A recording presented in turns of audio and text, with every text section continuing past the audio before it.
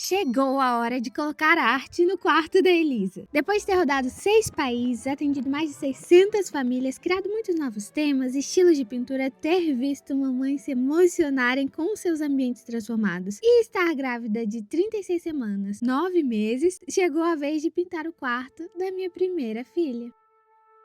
Eu mostrei pra vocês que transformamos esse quartinho aqui xoxo, cinza, em um ambiente similar a um pote de sorvete napolitano, com divisão de roda-meio e a busca de algo mais clássico, porém com uma presença do rosinha que eu amo, né? Enquanto o Gui preparava o quarto, eu criei a ideia da arte, mostrei pro papai e pensamos em cada detalhe e aí já podíamos começar. Bom, eu sei que o nosso combinado aqui na decoração é sempre eu contar para vocês as histórias das artes que os meus clientes me pedem para interpretar. Mas dessa vez, com a permissão e o carinho de todos vocês, essa história aqui eu preciso contar para minha pequena. Vamos lá. Elisa, há muitos e muitos anos atrás, um homem veio aqui na Terra e contou aos seus irmãos uma história que marcou muito a mim e ao seu pai. Mas era sobre o que essa história?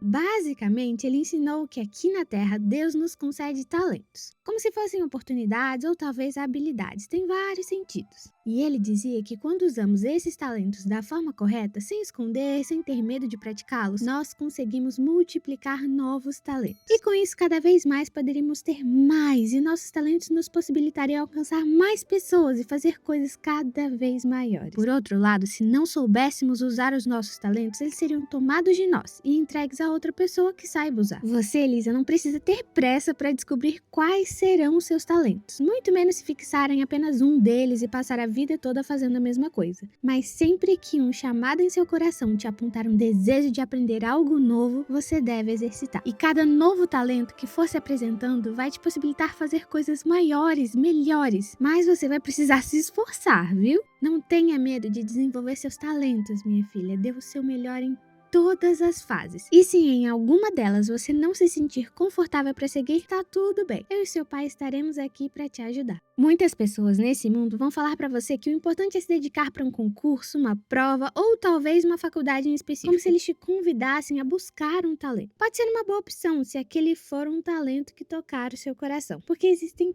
tantos, mas tantos talentos que não são comuns, minha filha. Milhares ou milhões de pessoas destinadas a fazerem grandes obras com esses talentos perdidos, mas que por vários fatores da vida elas seguem destinos diferentes do que Deus preparou para elas. Eu e seu pai por algum tempo deixamos nossos talentos guardados. Não tínhamos coragem de usá-los. Você acredita que a mamãe quase virou uma engenheira química? E o seu pai viveu por muitos anos segurando armas, dando ordens que nem ele mesmo via sentido. Seu quartinho é um reflexo dessa história que Jesus contou, chamada Parábola dos Talentos. Que tal se chamarmos ele de Bosque dos Talentos? O que acha? Repare que todos os personagens são diferentes e ser diferente é super normal. A Alce, por exemplo, gosta mais de ficar no cantinho, tricotando, bordando, costurando. Já a Guaxinim precisa de um palco e sabe usar todo o seu corpo e a sua voz para expressar, atuando, cantando, enquanto o Esquilinho tem uma habilidade de capturar o mundo através das lentes. E é necessário ter olhos bem atentos. Repare, filha, que o talento dela se valoriza quando junta com o talento dele. O Senhor Urso já prefere se expressar através da música. E o Coelhinho tem o talento de fazer peças com as próprias mãos. Aliás, você sabia que o vovô se dedicou muito nesse talento? E foi responsável por criar vasos, esculturas e peças únicas. Assim como seu pai, o vovô também teve coragem de sair do militarismo para buscar alguns talentos além do que já tinha. Existem pessoas, Elisa, que conseguem criar refeições inacreditáveis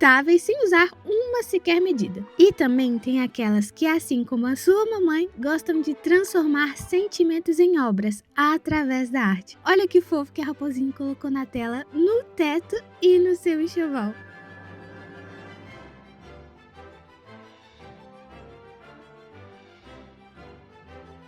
Antes que eu me esqueça, a leitura e a escrita são talentos lindos também, que ajudam a eternizar histórias, como essa do Cordeiro de Deus que tirou o pecado do mundo. Como assim o pecado do mundo? Bom, essa aí já é outra história que o papai vai te contar muito em breve.